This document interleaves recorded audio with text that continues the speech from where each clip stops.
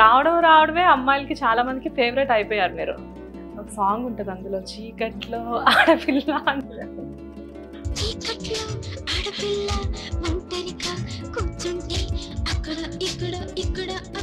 అప్పట్లో ఇండస్ట్రీలో ఒక నానుడు ఉండేదండి. దాసనారాయణరావు గారి ద్వారా హీరో అవ్వడము, రాఘవేంద్రరావు గారి ద్వారా స్టార్ అవ్వడం. ఆయన చేయబెట్టి స్టార్ అయిపోతారు. ఎలా ఉండేది సార్ సౌందర్య గారికి మీకు మధ్యన అనుబంధం ఎలా ఉండేది? లేదండి, ఆ అమ్మాయి వెరీ కామ్. తర్వాత అందరినీ రెస్పెక్ట్గా మాట్లాడుతుంది ఆవిడ. ఇండస్ట్రీలో బిగినింగ్ నుంచి కూడా మిమ్మల్ని జూనియర్ చిరంజీవి అని చెప్పేసి చాలా మంది పిలుస్తూ ఉంటారు. మనకేంటంటే చిరంజీవి లాగా ఉంటాడు ఫలానా హీరో అనేది మామూలుగా మనం చెప్తుంటే, అందరు చెప్తుంటే మనకు బాగుంటుంది, ఆనందంగా ఉంటుంది. ఓకే, ఒక హీరో స్టార్డమ్ము ఇవన్నీ ఆలోచించినప్పుడు ఏమవుతుందంటే కొంచెం అది ఇదవుతా ఉంటుంది కంపారిజన్స్ వల్ల. మధ్యలో కన్నడ ఇండస్ట్రీలో ఫుల్ స్వింగ్ లో ఉన్నారు. తెలుగు టు కన్నడ ఏంటి మళ్ళీ? కానీ సడన్ గా సీరియల్స్ లోకి రావడం రాజ్ కుమార్ గారిని ఎవరు ఎక్స్పెక్ట్ చేయలేదు అంటే స్టార్టింగ్ లో నన్ను ఏంటయ్యా నువ్వు అన్నారు. కానీ యాక్చువల్గా ఇది కొంచెం సెన్సిటివ్ టాపిక్ అనుకోవచ్చు. ఒక టైంలో అరెస్ట్ అయ్యారు. సో జనరల్గా ఏంటంటే ఇండస్ట్రీలో మీరు చాలా ఫేమ్ ఉన్న పర్సన్ కదా, సో ఆ ఇన్సిడెంట్ మీకు ఎలా అనిపించింది? తెలుగుదేశం పార్టీలో ఆమె స్టార్ క్యాంపెయినర్. 2009 ఎలక్షన్స్ అప్పుడు గుంటకల్ కాన్స్టిట్యున్సీ గుత్తిలో మీటింగ్ చెప్తున్నాను. అప్పుడు ఇప్పుడు ప్రజెంట్ ఆయన వైఎస్ఆర్సీపీ ఎంపీ గోరంట్ల మాధవ్ గారు, అప్పుడు ఆయన ఎస్ఐ అక్కడ, ఆయన పర్మిషన్స్ లేవని చెప్పి అరెస్ట్ చేశారు.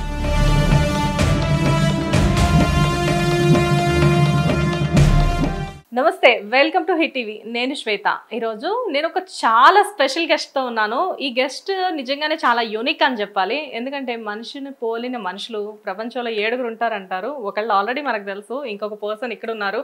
అండ్ అన్నిటికంటే చాలా ఇంపార్టెంట్, ఒక గెస్ట్ అపీరెన్స్తో మొదలైన ఈయన చాలా పెద్ద హీరోగా, మంచి విలన్గా, మేబీ ఈయన చేయని పాత్రలు లేవేమో, అండ్ సీరియల్స్లో ఇప్పుడు టాప్ పొజిషన్లో చాలా బిజీగా ఉన్నప్పటికీ కూడా మేము అడగగానే మాకు ఇంటర్వ్యూ ఇచ్చిన చాలా మంచి మనిషి. And he's none other than Raj Kumar గారు. నమస్తే రాజ్ కుమార్ గారు, ఎలా ఉన్నారు? రాజ్ కుమార్ గారు, very excited to see you అండి. ఆల్మోస్ట్ ఒక 1 month నుంచి అనుకుంటున్నాను సెట్కి రావాలి అని చెప్పి, కొన్ని రీజన్స్ వల్ల కుదరలేదు.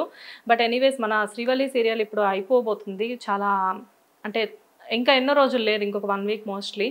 ఈ టైంలో నేను మీరు ఇంటర్వ్యూ ఇవ్వడం నిజంగా చాలా హ్యాపీగా ఉంది. ఫస్ట్ ఆఫ్ ఆల్ ఏం తింటుంటారు మీరు అసలు జనరల్గా? దానికన్నా ముందు నేను ఒక విషయం చెప్పాలి. చెప్పండి. హిట్ టీవీ ప్రేక్షకులందరికీ నా హృదయపూర్వక నమస్కారాలు తెలియజేసుకుంటున్నాను. అలాగే మీకు కూడా నమస్కారాలు తెలియజేస్తాను. Thank you so much sir. So ఎందుకంటే అమ్మ రాజీనామా, ఒక లవర్ బాయ్ మీరు అందులో. ఒక రకంగా చెప్పాలంటే ఫస్ట్ ఒక చిన్న రోల్ అనుకోవచ్చు అందులో, కానీ ఈ సినిమాలో మీరు అప్పుడు హైలైట్, ఈ అబ్బాయి ఎవరు ఇంత బాగున్నాడు అని చెప్పేసి. రావడమే అమ్మాయిలకి చాలా మందికి ఫేవరెట్ అయిపోయారు మీరు. ఒక సాంగ్ ఉంటుంది అందులో, చీకట్లో ఆడపిల్ల అంటే. ఎందుకు సార్ సిగ్గుపడుతున్నారు? మేము కదా సిగ్గుపడాలి మిమ్మల్ని చూసి. ఆ పాట గమ్మత్తుగా మా గురువు గారే రాశారు. ఆ పాట ఓకే, నారాయణరావు గారే రాశారు. ఓకే. ఆ లిరిక్స్ తమాషగా మనం జనరల్ గా మాట్లాడుకునే మాటల్లాగా ఉంటాయి ఆ పదాలు. ఎస్ ఆ హీరోయిన్ మీరు రెస్టారెంట్కి ఏదో వెళ్తే సరదాగా ఒక డిస్కషన్ నడవడం, అదే సాంగ్ మళ్ళీ అక్కడ రావడం. కానీ భలే గుర్తుంది నాకు ఆ సాంగ్ కూడా.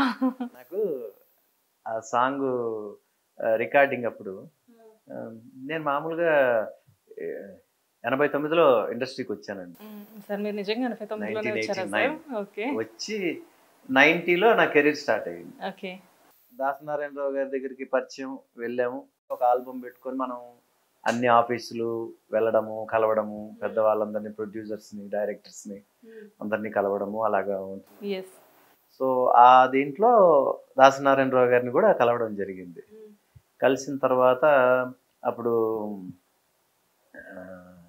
రోజు వెళ్ళేవాళ్ళం, తారక ప్రభు కాంప్లెక్స్కి వెళ్ళేవాళ్ళం. వెళ్ళి అక్కడే ఉండేవాళ్ళం అనమాట. కరెక్ట్గా ఈ అమ్మ రాజీనామా సినిమా వచ్చేసి 3 ప్రముఖ నిర్మాతలు కలిసి తీశారు. అవును. అశ్విని దత్ గారు, దేవి వరప్రసాద్ గారు, తర్వాత త్రివిక్రమరావు గారు. ఈ ముగ్గురు వచ్చి టాప్ ప్రొడ్యూసర్స్ అప్పట్లో ఇండస్ట్రీకి. అవును. సో ఈ ముగ్గురు కలిపి ఒక చిన్న బ్యానర్ పెట్టారు, అదేంటి తేజస్విని ఫిలిమ్స్ అనేసి. ఓకే. చిన్న సినిమాలు ఈ బ్యానర్ ద్వారా చేయాలన్నట్టుగా మొదలు పెట్టారు. సో దాంట్లో అమ్మ రాజీనామా ఫస్ట్ ఫిలిం. అమ్మ రాజీనామా అంటే ఇప్పటికీ కూడా మదర్స్ డే అంటే ఖచ్చితంగా ఏదో ఒక ఛానల్లో ఆ సినిమా వస్తూనే ఉంటుంది. డెఫినెట్ గా శారదమ్మ గారు అమ్మ సాంగ్స్ కూడా చాలా అద్భుతంగా చాలా బాగుంటాయి, సాంగ్స్ అని చాలా బాగుంటాయి. తర్వాత నా సాంగ్ వచ్చి కంపోజింగ్ జరుగుతుంది చక్రవర్తి గారు అనమాట, మ్యూజిక్. ఓకే. చక్రవర్తి గారి మ్యూజిక్. మామూలుగా కంపోజింగ్ అప్పుడు ఏముంది అంటే అంతా హార్మోన్ దీంట్లో అంతా చేసుకొని అయిపోయిన తర్వాత చక్రవర్తి గారు అంటుండేవారు, ఆయన అంతా రెడీ అయిపోయింది, అంతా ట్యూన్ అంతా రెడీ అయిపోయింది, ఎక్కడ గురుగారు ఇంకా రాలేదంటే ఎన్ని గంటలకు వస్తారని ఆయన మామూలుగా అందరితో మాట్లాడుతున్నాడు ఆయన. తర్వాత కాసేపట్లో మా గురువు గారు అక్కడ షూట్ కంప్లీట్ చేసుకొని తర్వాత వచ్చారు. ఆయన వచ్చిన తర్వాత ఆయన వాళ్ళు మాట్లాడుకుంటారు కదా, ఏంటి అంతా రెడీనా చికెన్ అంటే రెడీ రెడీ అదని. తర్వాత అదే హార్మోని దీంట్లో నేను ఇవన్నీ ఎదురుగా ఉన్నాను అనమాట, నాకు బాగా గుర్తు. సరదాగా హమ్ చేసిన కాదు, వాళ్ళు కంపోజింగ్ చేసేటప్పుడు ఉంటుంది కదా. దీనికి లిరిక్లు అంటే ఏమి లేవు. మా గురువు గారు ఒక్క క్షణంలో ఒకసారి ట్యూన్ చెప్పండి అది అన్నాడు, ఇది అన్నాడు. మామూలుగా మాట్లాడుకునేటట్టుగా చెప్పారు మా గురువు గారు ఆ పదాలన్నీ. వాళ్ళు మ్యూజిక్ కంపోజింగ్ దీంట్లో చెప్తారు కదా, ఆయన మామూలుగా చీకట్లో ఆడపిల్ల ఒంటరిగా కూర్చుంటే అక్కడ ఇక్కడ అక్కడ అక్కడ చేతు ఆయన జనరల్ గా చెప్పారు ఆయన. నాకైతే అసలు ఆశ్చర్యం అన్నమాట, అలా ఉండిపోయాను, షాక్. అంటే ఇలా చూసారు నా సైడ్, నీ పాటేరా అన్నాడు. మీరు ఎక్స్పెక్ట్ చేశారా మీకు అసలు సాంగ్ ఉందని అందులో? ఎందుకంటే మీరు డెబ్యూ కదా మీ మూవీ. అలా తెలుస్తుంది కదా, సాంగ్ ఉంటది ఇవన్నీ ఉంటుందని తెలుసు. అందులో నువ్వు హీరోగా పరిచయం చేస్తున్నాను నేను మా గురువు గారి ప్రెస్ మీట్ లో కూడా చెప్పారు, చేశారు. తర్వాత నీకు సాంగ్ అని చెప్పారు అంతా. సో ఆ తర్వాత మా గురువు గారు దీనప్పుడు నీ సంగారా ఇది అన్నాడు. అంటే నచ్చిందా మరి మీకు అప్పుడు వెంటనే? ఎందుకు నచ్చదని భలేవారు బాగుంది. సో ఆ పాట అలాగే మంచి హిట్ సాంగ్ అది. మొత్తం అంతా షూటింగ్ మొత్తం విజయవాడ చేసాం సినిమా మొత్తం. కానీ డెబ్యూ ఫిల్మ్ అయినప్పటికీ కూడా చాలా రికగ్నైజేషన్ వచ్చిన ఫిల్మ్ అనుకోవచ్చా మీకు అది? అవునండి, డెఫినెట్ గా. అంటే దాంట్లో ఆ సినిమా మెయిన్ క్యారెక్టర్ వచ్చి శారదమ్మ గారు అనమాట. శారద గారు. అవును. నేనేంటంటే ఒక యంగ్ హీరోయిన్ ఉంటారు అందులో. అవును. శారదమ్మ గారి మనవరాలకి నేను లవర్ అన్నమాట నేను. సో అలాగా ఒక యంగ్ హీరోయిన్ ని ఇంట్రొడ్యూస్, ఆ అమ్మాయి కూడా కొత్త అమ్మాయి. సో ఇద్దరిని ఇంట్రొడ్యూస్ చేశారనమాట. బట్ ఆర్టిస్ట్ లో మేమిద్దరం హీరోయిన్. తర్వాత టెక్నీషియన్స్ లో వచ్చి చోటకే నాయుడికి ఫస్ట్ సినిమా. అవునా? ఆ సినిమా ద్వారానే కెమెరామెన్ అయ్యాడు ఆయన. ఏమైనా గురువు గారు చెయ్యి సార్, అది అద్భుతం. అది అంటే జనరల్ గా చాలా మంది ఇండస్ట్రీలో చెప్తూ ఉంటారు, టాలెంట్ ఉంది అంటే కనుక వాళ్ళకి డెఫినెట్ గా ఆయన చాలా హెల్ప్ చేస్తారంట కదా. అలాగే అంటే ఆయన ఇంట్రడ్యూస్ చేసిన వాళ్ళు కూడా చాలా గొప్ప అప్పట్లో డెఫినెట్ గా అండి.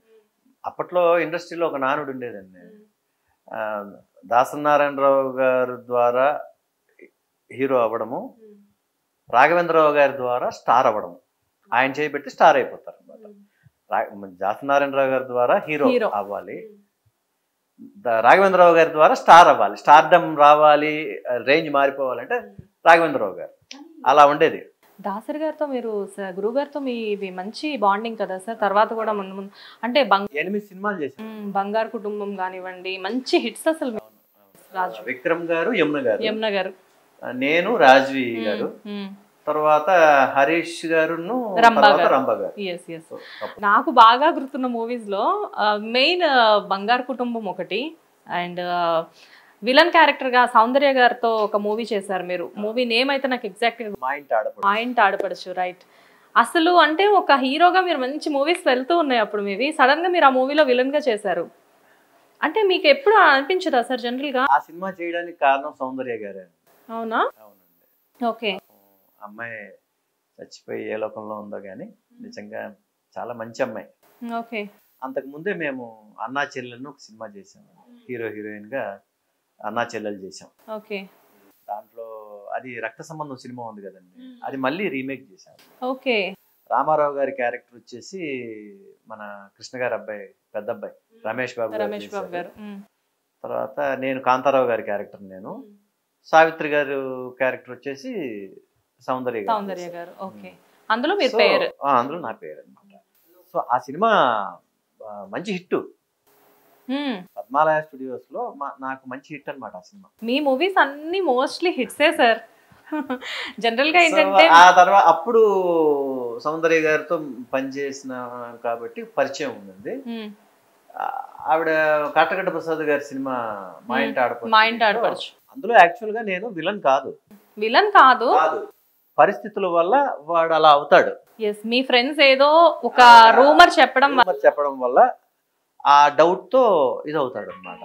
అంతే తప్ప బేసిక్ గా వాడు చెడ్డవాడు కాదు. ఓకే, అందుకని ఆ అమ్మాయి ఏం సజెషన్ ఇచ్చిందంటే మన కాటగడ్డ ప్రసాద్ గారికి, డైరెక్టర్ శరత్ గారికి, ఇది మన సాయి రామకృష్ణ గారికి, సార్ ముందే ఎవరినైనా నెగిటివ్ హీరోని పెట్టేస్తే తెలిసిపోద్ది, డెఫినెట్ గా వీడు విలన్ ఉంటాడని అనిపిస్తుంది.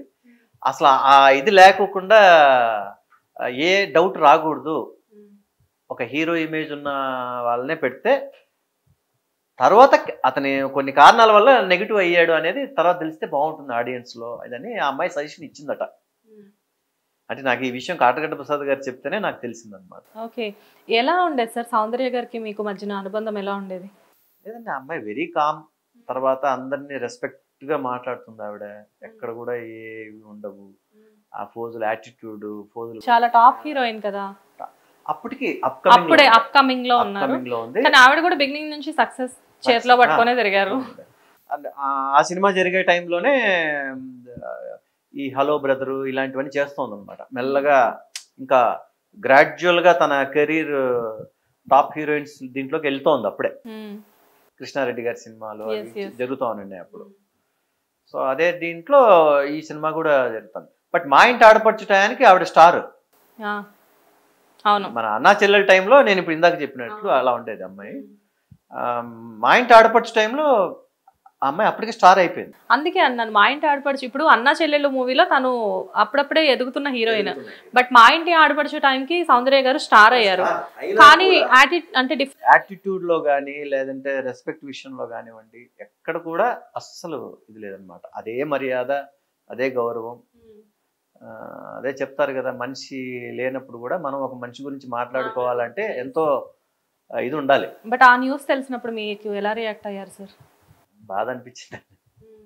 ఎందుకంటే అయ్యో మామూలుగా ఆవిడ మామూలుగా జనరల్ ఫ్లైట్ లో వచ్చేసి హైదరాబాద్కి వచ్చేసి అక్కడి నుంచి బై రోడ్ వెళ్ళి ఉంటే బాగుండేదే, దీంట్లో వచ్చి ఇది అయ్యింది, ఇలా అయిందే అని అనిపించింది. కానీ అది నిజంగానే ఇండస్ట్రీలో చాలా మంది పెద్ద హీరోస్ కి, పెద్ద హీరోస్ చిన్న హీరోస్ అని ఏం లేదు, ప్రతి ఆవిడంటే అందరికీ రెస్పెక్ట్ అండి, చాలా రెస్పెక్ట్. సో సీనియర్ చిరంజీవి గారి దగ్గర నుంచి జూనియర్ చిరంజీవి గారి దాకా ప్రతి ఒక్కళ్ళు స్పందించిన విషయం అది. అండ్ చిరంజీవి గారి గురించి వచ్చింది కాబట్టి ఇక్కడ ఈ టాపిక్ గురించి మాట్లాడదాం. ఇండస్ట్రీలో బిగినింగ్ నుంచి కూడా మిమ్మల్ని జూనియర్ చిరంజీవి అని చెప్పేసి చాలా మంది పిలుస్తూ ఉంటారు. And at the same time styles కూడా, ఇప్పుడు ఆ చిరంజీవి గారు ఎలా అయితే స్టైల్ అది మెయింటైన్ చేస్తారో, మీ డాన్స్ స్టెప్స్ కానివ్వండి, లేకపోతే మీ యాటిట్యూడ్ కానివ్వండి in front of camera, maximum ఆయన్ని కాపీ పేస్ట్లా అనిపిస్తూ ఉంటుంది. అంటే మీరు స్వతహాగానే ఆ స్టైల్స్ అనేది క్యారీ చేస్తూ ఉండేవారా, లేకపోతే ఎలాగా? ఎందుకంటే అండి ఇప్పుడు ఇమిటేట్ చేయడం అనేది చాలా రిస్క్తో కూడిన పని అండి, చాలా స్ట్రెయిన్ ఎక్కువ. ఓకే, అది మీరు త్రూ అవుట్ క్యారీ చేయాలంటే కష్టం, అది ఓకే, చాలా కష్టం. అది ఇక్కడ నా విషయంలో ఏమైందంటే, ఒకసారి శ్రీకాంత్ నాతో ఒక మాట అన్నాడు,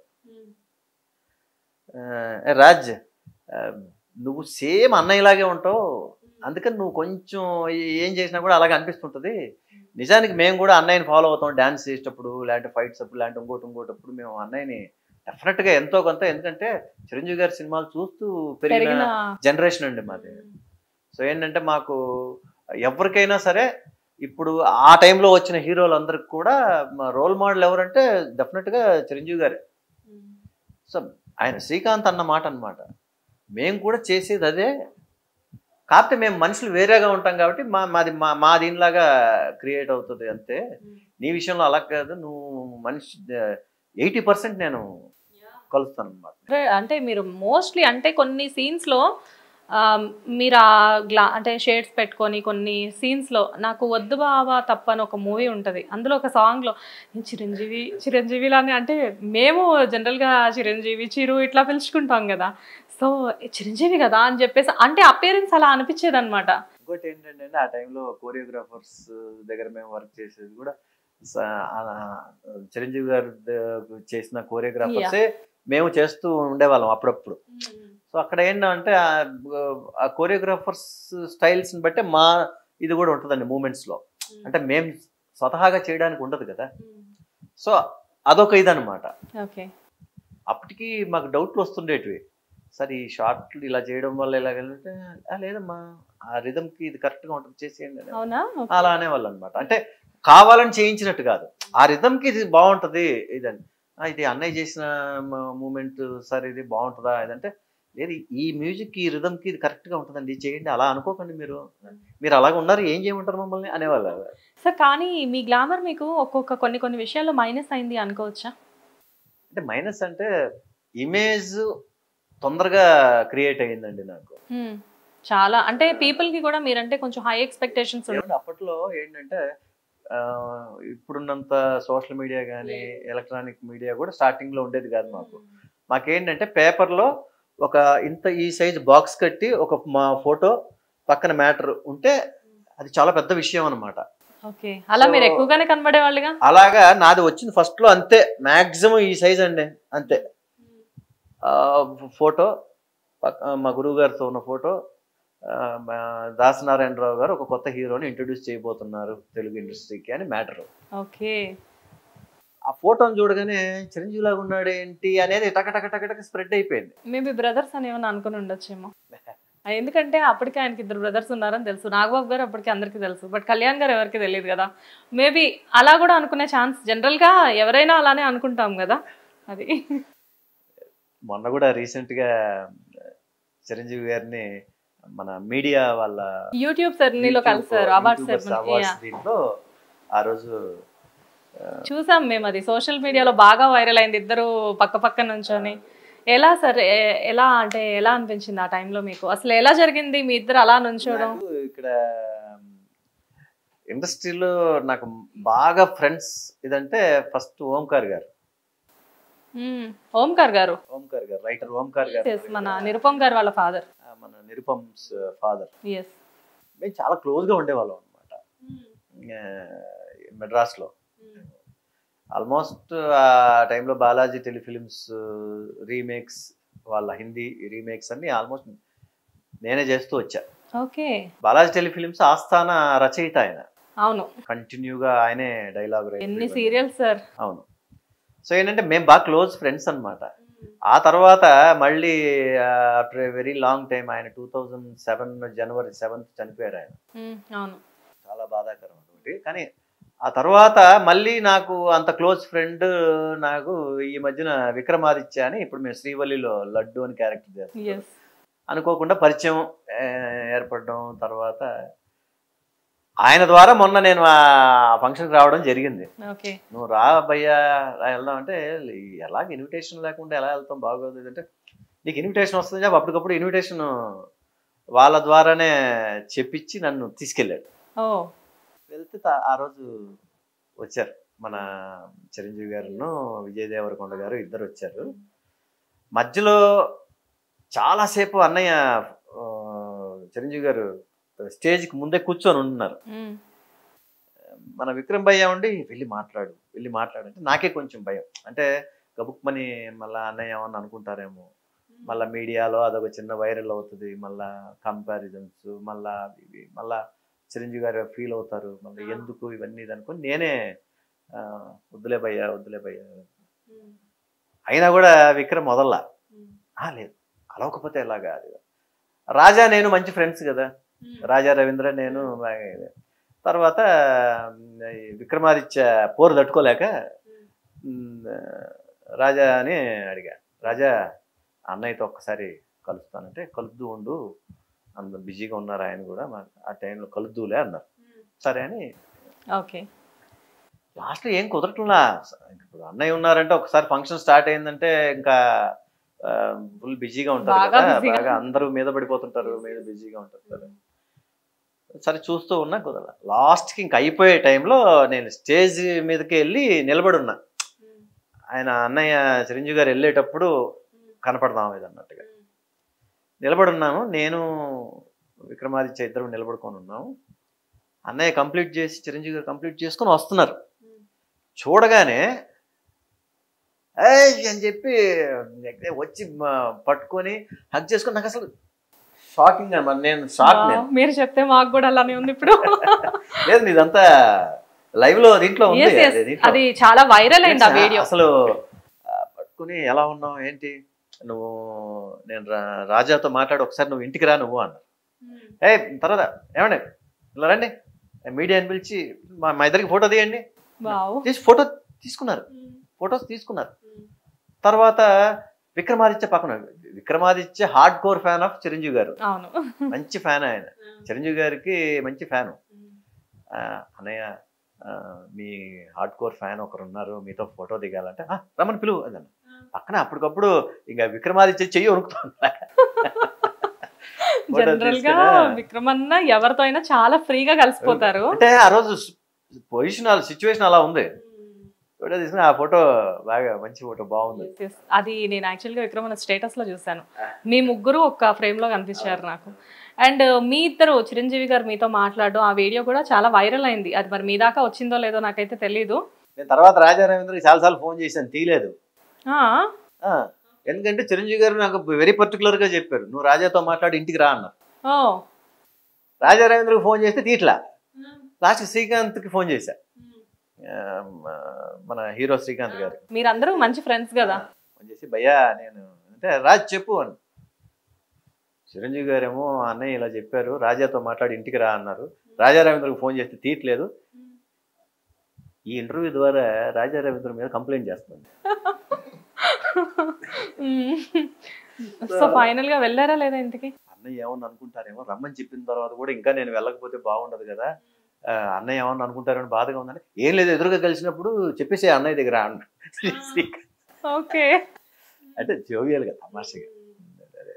అంటే తర్వాత మళ్ళా అన్నయ్య చిరంజీవి గారు బిజీగా ఉన్నారు షూటింగ్. అవును విశ్వంబర అవుతుంది కదా, అందుకనే టీలోనే ఉన్నప్పటికీ కూడా చాలా బిజీగా ఉన్నారు.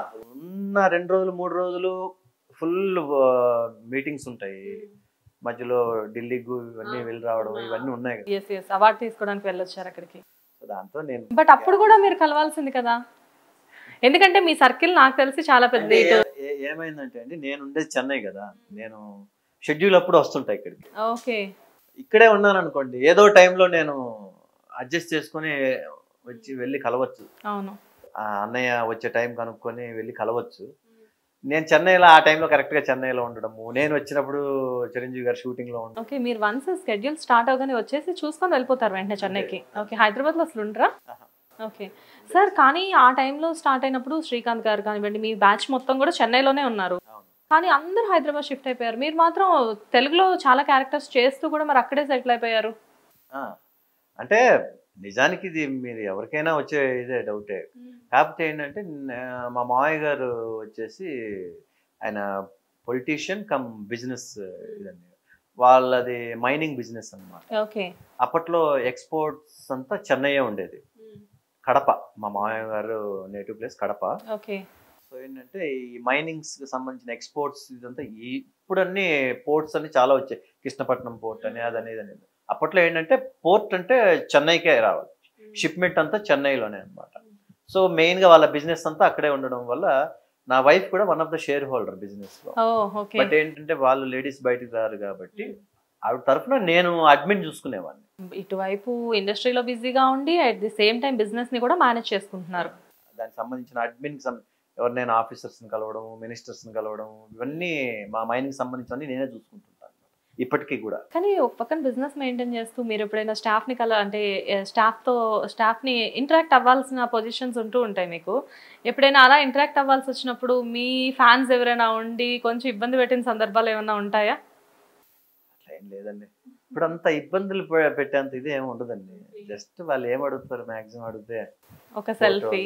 కాకపోతే ఏంటంటే గ్రూప్ ఆఫ్ పీపుల్లోకి జనాల్లోకి వెళ్ళేటప్పుడు కొంచెం కేర్ఫుల్గా ఉండాలి. యా అవును, అదైతే నిజం. ఒక్కటే. కానీ సార్ వన్స్ మూవీస్లో మంచి పొజిషన్లో ఉన్నప్పుడు మీరు కొంచెం లైట్గా గ్యాప్ ఇచ్చినట్టు అనిపించింది, అండ్ మళ్ళీ ఆల్ ఆఫ్ సడన్ చూస్తే సీరియల్స్లో బాగా బిజీ అయిపోయారు. మూవీస్ నుంచి సడన్గా సీరియల్స్ ఎందుకు? అంటే కన్నడ అండ్ మధ్యలో కన్నడ ఇండస్ట్రీలో ఫుల్ స్వింగ్లో ఉన్నారు, తెలుగు టు కన్నడ ఏంటి మళ్ళీ? వేరే ఏం లేదండి. ఇప్పుడు హీరోకి వచ్చేసి కౌంట్ ఎప్పుడు కూడా ఒక స్టార్డమ్ అనేది ఇంపార్టెంట్. అవును. ఒక స్టార్డమ్ అనేది ఉంటేనే హీరోయిజం. ఊరికే చేసుకుంటూ వెళ్ళిపోతూ ఏదో అది బాగోదు కదండి.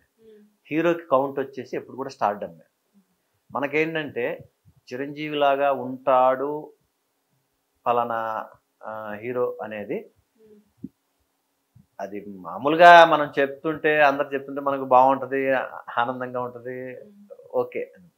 ఒక హీరో స్టార్డమ్ము ఇవన్నీ ఆలోచించినప్పుడు ఏమవుతుందంటే కొంచెం అది ఇదవుతా ఉంటుంది. కంపారిజన్స్ వల్ల మనం ఏం చేసినా కూడా అలా అదే ఇదో రావడం అనేది అది మంచిది కాదండి, నిజంగా మంచిది కాదు. ఓకే. సో అప్పటికి నేను కొన్ని సినిమాలు గెటప్లు మార్చి, తర్వాత మీసం లేకుండా చేయడము, హెయిర్ స్టైల్ మార్చి చేయడము, రకరకాలుగా ఏవేవో తిప్పలు పడుతూ ఉండేవాళ్ళం. అవును. కానీ అది ఎవరికి నచ్చేది కాదు. లేదండి మీరు మామూలుగా ఎలా ఉంటారో అలాగే ఎందుకంటే ఉండండి. మంచి హ్యాండ్సమ్ ఫేస్, మంచి హెయిర్ దాన్ని స్టైల్ మనం మార్చి చేసుకోవడం అనేది, అంటే ఉన్నది మార్చి చేసుకోవడం అనేది అది కరెక్ట్ కాదు. నేను అక్కడే అనుకునేవాడిని. అందరు నాకు ఏమనేవాళ్ళు అంటే కొంతమంది నా వెల్ విషర్స్ కూడా, ఏమంటే మీరు అలా చేయాలని ప్రయత్నించట్లేదు, మీరు ఉండడమే అలా ఉన్నారు. ఇప్పుడు మీరు చాలా ఖచ్చితంగా మార్చేసుకోవాలి ఫేస్ అని అలాంటి ప్రయత్నాలు చేయకండి. ఎప్పుడు మిమ్మల్ని ఇండస్ట్రీలో గుర్తిస్తున్నారంటే మీరు ఇలా ఉన్నందుకే మిమ్మల్ని గుర్తిస్తున్నారు, అదే మార్చేసుకోవాలంటారేంటి మీరు అనేవాళ్ళు. కావాలని తెచ్చి పెట్టుకున్నది కాదు కదా, బిగినింగ్ నుంచే అలా మీరు ఉన్నప్పుడు దాని గురించి మీరు పెద్దగా ఫీల్ అవ్వాల్సిన అవసరం లేదు.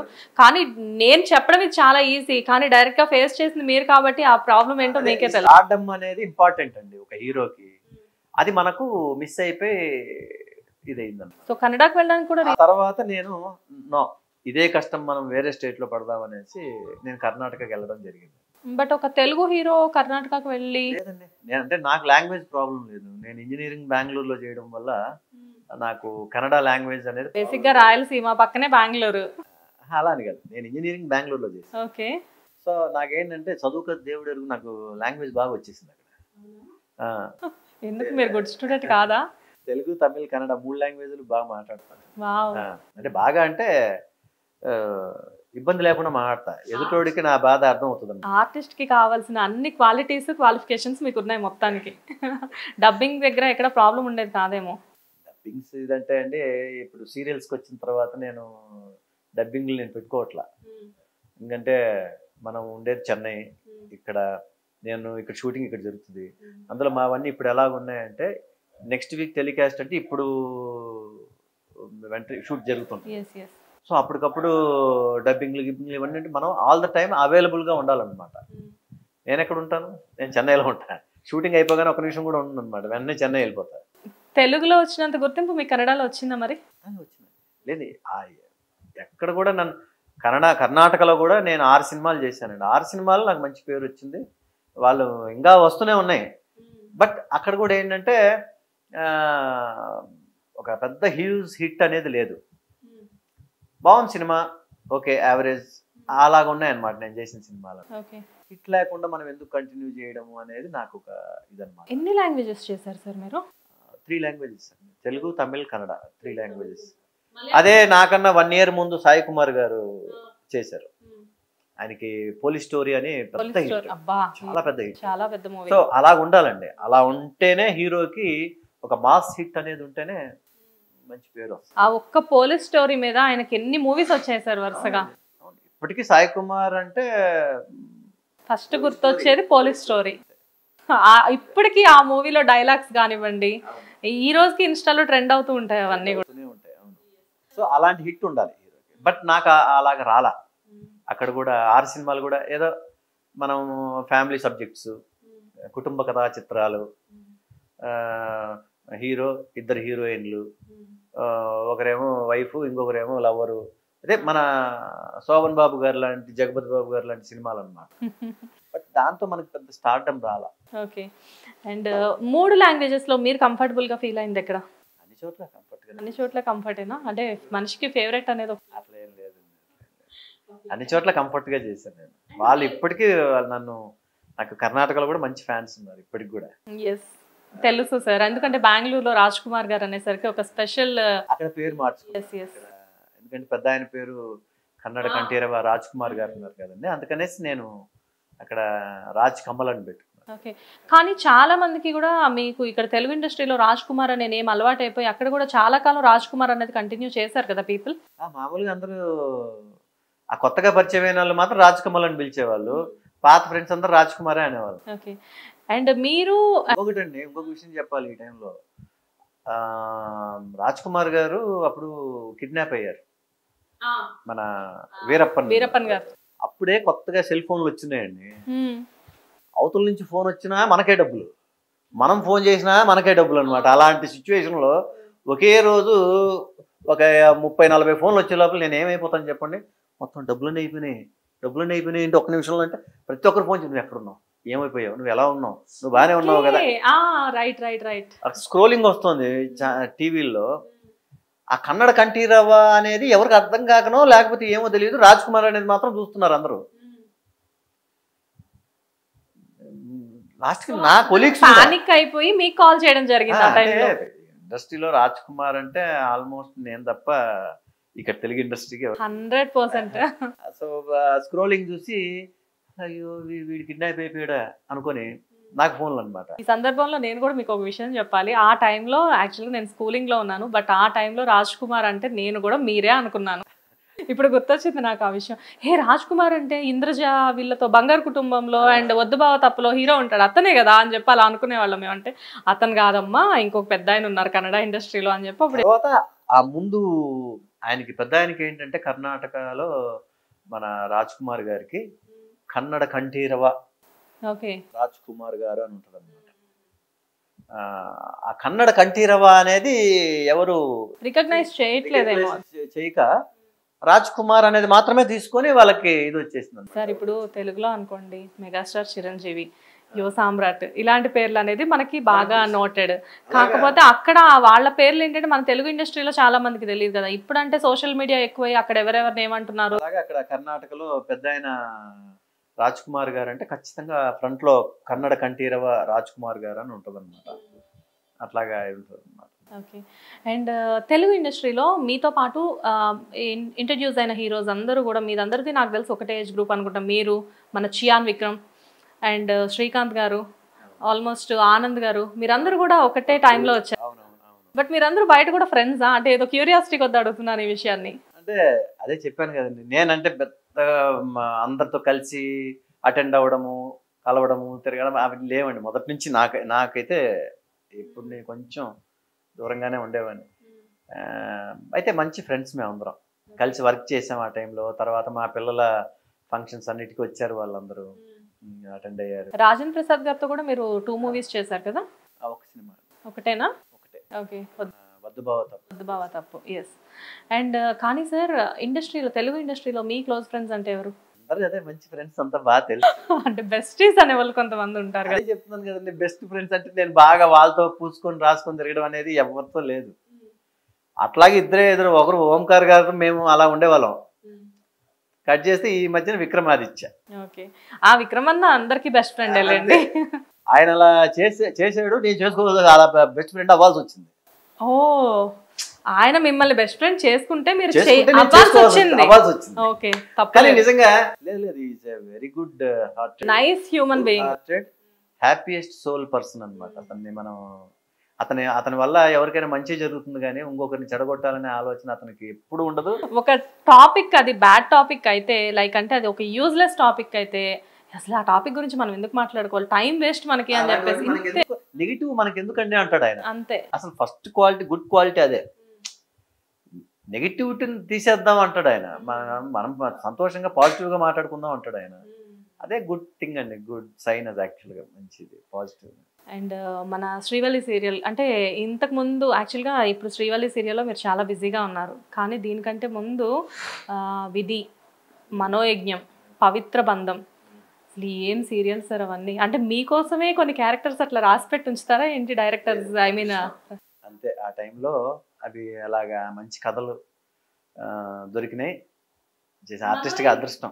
సీరియల్లో మీ అపియరెన్సే ఒక డిఫరెంట్ గా ఉంటది. అప్పటి వరకు ఒక హ్యాండ్సమ్ రాజ్ కుమార్ గారిని మేము అంతకు ముందు వరకు ఒక 1 ఇయర్ బ్యాక్ వరకు చూసి మనోవిజ్ఞంలో మీరు సడన్ గా అపియరెన్స్ అంటే కొంచెం ఏమైనా ఆలోచించారా? పీపుల్ రిసీవ్ చేసుకుంటారు. పెద్ద క్వశ్చన్ మార్క్ అండి. ఆ, నేను రాఘవేంద్రరావు గారిని మొన్న కూడా కలిసినప్పుడు కూడా నేను సార్తోనే అన్నా ఎదురుగా, సార్ ఇప్పటికీ నాకు క్వశ్చన్ మార్క్ సార్, నాకు మీరు నన్ను ఎలా ఊహించుకుని ఆ క్యారెక్టర్ ఇచ్చారు, నాకు ఇప్పటికీ డౌటే. మీరు రాఘవేంద్రరావు గారిని అడిగారు, నేను రీసెంట్ గా ఒక 1 మంత్ బ్యాకే మన యాటా గారిని అడిగాను, సార్ అంత అందంగా ఉండే రాజ్ కుమార్ గారిని మనోవిజ్ఞం సీరియల్లో సడన్ గా అపియరెన్స్ ఎందుకు అట్లా చేంజెస్ చూపెట్టారంటే అదే మా స్పెషాలిటీ, మేము అట్లా మార్చి చూపెట్టాం, అయినా కానీ పీపుల్ ఎంత రిసీవ్ చేసుకున్నారు ఆయన్ని అని చెప్పేసి. అంటే నాకు అదే అనిపించింది, మీరు ఎలా కనిపెట్టినా కానీ మిమ్మల్ని యాక్సెప్ట్ చేసేస్తున్నారు. నాకు ఇలా కావాలి ఇలా ఇలా అని డైరెక్టర్ గారు ఫస్ట్ చెప్పినప్పుడు నాకు ఒక 1 వీక్ టైం ఇవ్వండి సార్ అన్నాను.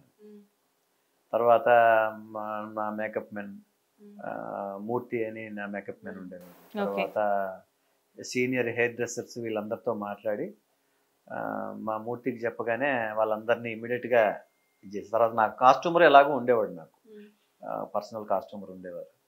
సో అప్పటికప్పుడు డ్రెస్సింగ్ ఇలా కావాలి, 3 పీస్ సూట్ ఇలాగా. తర్వాత హెయిర్ డ్రెస్ మన విగ్ మేకర్స్ వాళ్ళు వచ్చారు. వచ్చిన తర్వాత ఇలాగా విగ్ హెయిర్ స్టైల్ కావాలి. నేను దానికి త్రిశూల్ హిందీ సినిమా ఉంది కదండి, త్రిశూల్లో సంజీవ్ కుమార్ గారి గెటప్ ఉంటుంది, దాంట్లో ఆ స్టైల్ విగ్ కావాలని మళ్ళీ అడిగి వాళ్ళతో చేయించుకొని, తర్వాత డైరెక్టర్ గారు రాఘవేంద్రరావు గారు ఉండి French beard, American return foreign return లాగా ఫ్రెంచ్ బేర్డ్ కావాలి అని అంటే సరే అని గోల్డ్ ఫ్రేమ్, తర్వాత 3 పీస్ సూట్, తర్వాత అమరదీపంలో శివయ్య మన కృష్ణరాజు గారి లాగా పైప్ ఉండాలి అన్నారు. ఆ పైప్స్ మళ్ళీ నేను అప్పటికప్పుడు మళ్ళీ హుందాగా కనబడే ఒక గెటప్ అది. కాకపోతే సడన్ గా మిమ్మల్ని చూసి చాలా మంది ఈయన రాజ్ కుమార్ గారేనా, ఏంది ఇలా ఉన్నారు అని చెప్పేసి అనుకున్న సందర్భాలు చాలా ఎక్కువగా ఉన్నాయి. కానీ సార్ అప్పటికే మీరు చాలా పాపులర్ హీరో, బట్ ఒక సీన్లో మీరు అందులో ఒక ఆర్టిస్ట్ కాళ్ళు దగ్గర ఆశీర్వాదం తీసుకున్నట్లు పెడతారు కదా, మీకు అలాంటి సీన్ చేస్తే జనాలు అంటే ఇప్పుడంటే సోషల్ మీడియా ఇప్పుడున్నంత అక్కడ లేదు, కానీ మీకు అనిపించలేదా పీపుల్ ఊరుకుంటారా లేదా అని చెప్పేసి? ఇప్పుడు నాది అంత స్థాయి అయితే కాదు, కానీ నేను ఒక మాట అయితే చెప్తా, అవన్నీ పక్కన పెడితే మనం యాక్ట్ చేస్తున్నాం అక్కడ, ఏది కూడా నిజం కాదు, నటించడం కాబట్టి నటించాలి. నటించడం కరెక్టే, కానీ చాలా మందికి ఒక బెరుకు అనేది ఉంటుంది. మేబీ పీపుల్ అనేది ఫ్యాన్స్ అనేవాళ్ళు చాలా మంది యాక్సెప్ట్ చేయరు ఇలాంటివి. మాకే అనిపించింది ఆ టైంలో రాజ్ కుమార్ గారు ఏంటి అలా అని చెప్పేసి. అంటే అది యాక్టింగ్ చేసేటప్పుడు అంటే మీరందరూ కూడా ఎలాంటి ఆర్టిస్టులు అంటే పాత్రకి న్యాయం చేయడం కోసం అక్కడ ఏదైనా చేసేస్తారు అంతే, ఆ టైంలో అది చేసేస్తాం అంతే, ఇంకా తర్వాత మనం చెప్పినా చేయం కదా అలాంటివన్నీ. నైస్. అండ్ నెక్స్ట్ మంచి అంటే విధి సీరియల్ కానివ్వండి, పవిత్ర బంధం కానివ్వండి, సడన్గా మీరు చేసిన సీరియల్స్ అన్నీ కూడా సూపర్ హిట్ సీరియల్స్. సో ఆ టైంలో అప్పుడే మీరు డిసైడ్ అయిపోయారా కంటిన్యూ చేయాలి ఇంకా సీరియల్సే అని చెప్పేసి? అసలు సీరియల్స్లోకి రావడానికి నా వైఫ్, అప్పటికి ఏంటంటే నేను అప్పటికే ఒక 3-4 సీరియల్స్ వద్దని చెప్పేసి చేయలే. అంటే మనకు ఇంత ఫ్లరిష్ అవుతుంది టీవీ ఇండస్ట్రీ అని మనకు తెలియదండి, తెలియని రోజులు అవి.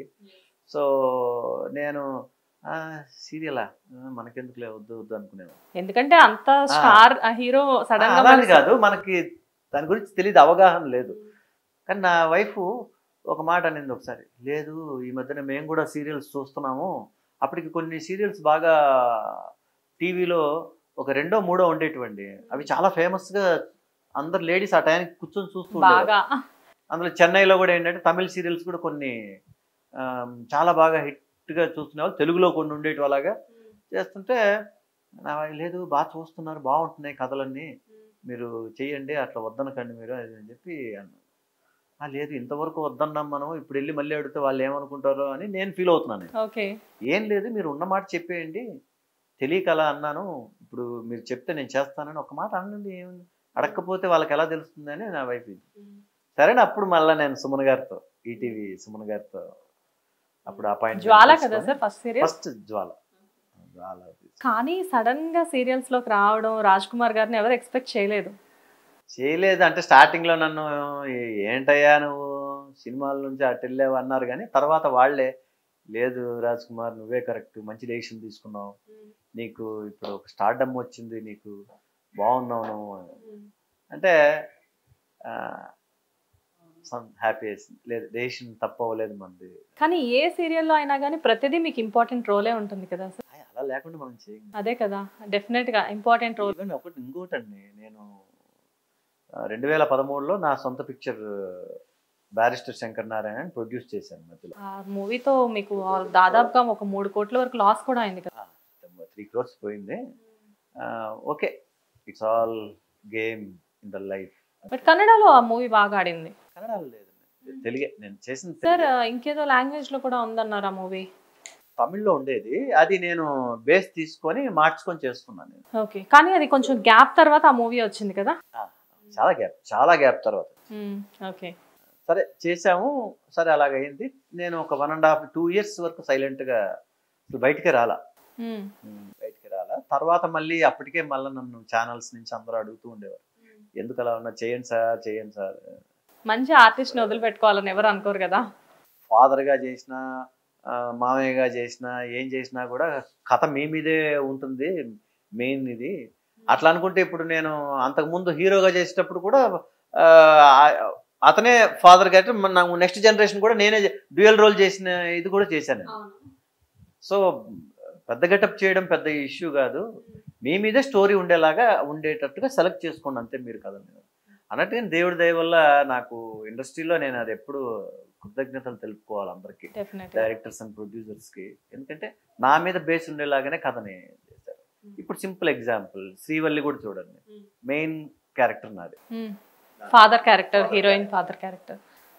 కథ మొత్తం మీ చుట్టూనే తిరుగుతుంది కదా సార్. పౌర్ణమి, లక్ష్మీ కళ్యాణం, తర్వాత తలంబ్రాలు. సో ఇట్లాగా ప్రతిది కూడా మెయిన్ నా మీదే ఉండేటట్టు, ఎక్కడ హీరోయిజం తగ్గకుండా కథంతా నా మీదే ఉండేటట్టుగా. మీరు ఇక్కడ ఒక విషయం గుర్తించాలి, భార్య మాట విన్న వాళ్ళు ఎప్పటికైనా బాగుపడతారంట. సో మీరు ఎప్పుడైనా మేడంకి థ్యాంక్స్ చెప్పారా ఈ విషయంలో? చెప్పాను, ఆవిడ చెప్పింది ఒకటే వినలా, మాడు పగిలిపోయింది అనమాట. ఏం వినలేదు, సినిమా వద్దనింది ఆవిడ. చూడండి మ్యామ్, వినకుండా చేశాను. మేడం పేరు సార్? రమాదేవి. రమాదేవి గారు, ఈ సందర్భంగా మీకు ఒక విషయం చెప్తున్నాను. సార్ మటుకు మీ విషయంలో వెరీ హ్యాపీ, ఎందుకంటే మీరు సీరియల్స్ చెప్పబట్టే మళ్ళీ మా ముందుకి సార్ రెగ్యులర్గా వస్తూ ఉన్నారు. దానికి నేను మీకు చాలా థ్యాంక్స్ చెప్తున్నాను. సో అంటే కొన్ని ఆ టైంలో అది చేసేయాలని రాసున్నట్టుంది, చేసాం. అంటే ఇప్పటికీ ఒకటేమనుకుంటానంటే, సినిమా తీయడం కన్నా నేను సీరియల్ ప్రొడక్షన్ హౌస్ స్టార్ట్ చేస్తుంటే ఇవాళకి ఒక మంచి ప్రొడక్షన్ హౌస్ ఎస్టాబ్లిష్ అయిపోయి ఉండేది, ఒక 5-6 ప్రాజెక్టులు చేసేసి. ఆ టైంలో 3 crores అంటే ఇప్పుడు అసలు మామూలు చిన్న అమౌంట్ కూడా కాదు కదండి. అప్పట్లో ఏంటంటే ఒక 30 lakhs, ఒక 40 lakhs అవుతే ఇంకా 50 lakhs అనుకోండి.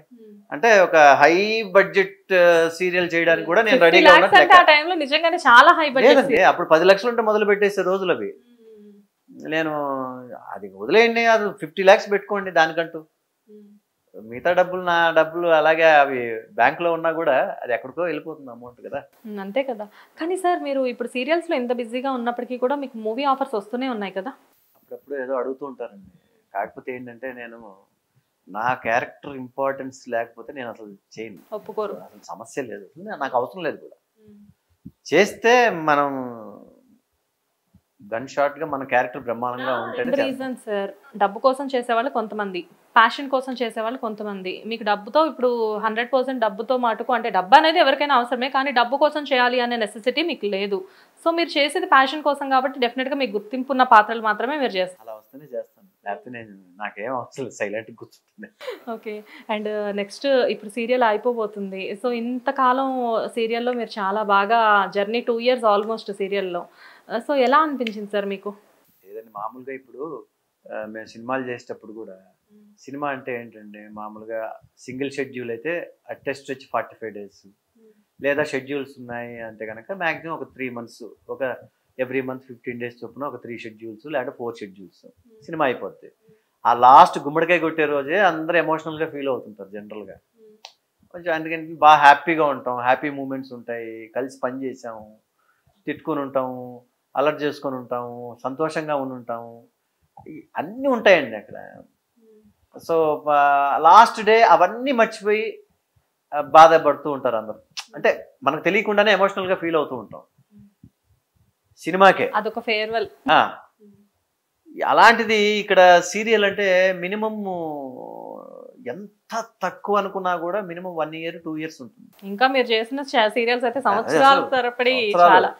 ఒక్కొక్క సీరియల్ అయితే 4 years 5 years అలా చేసుకుంటూ వచ్చాం. సో ఇప్పుడున్న పరిస్థితుల్లో కూడా మినిమం వచ్చేసి 1 year పైనే ఉంటుంది ఎంత తక్కువ అనుకున్నా కూడా. సో అలాగ పనిచేసేటప్పుడు లాస్ట్లో ప్రతి ఒక్కరికి కొంచెం బాధ కలుగుతుంది. విక్రమ్ గారు ఆల్రెడీ మీ ఫేవరెట్ అని చెప్పారు. విక్రమ్ గారు కాకుండా ఈ సీరియల్ ఆర్టిస్ట్ లో మీ క్లోజ్ ఫ్రెండ్స్ ఎవరు? అందరూ బాగా క్లోజ్గా ఉంటారండి, లైక్ ఏ ఫ్యామిలీ. ఫ్యామిలీ అంతే. పర్టికులర్గా అంటే ఎవరు లేరు. విక్రమ్ ఫ్రెండ్ మంచి, ఈ మధ్యన బాగా క్లోజ్ అయిన ఫ్రెండ్ నాకు బాగా.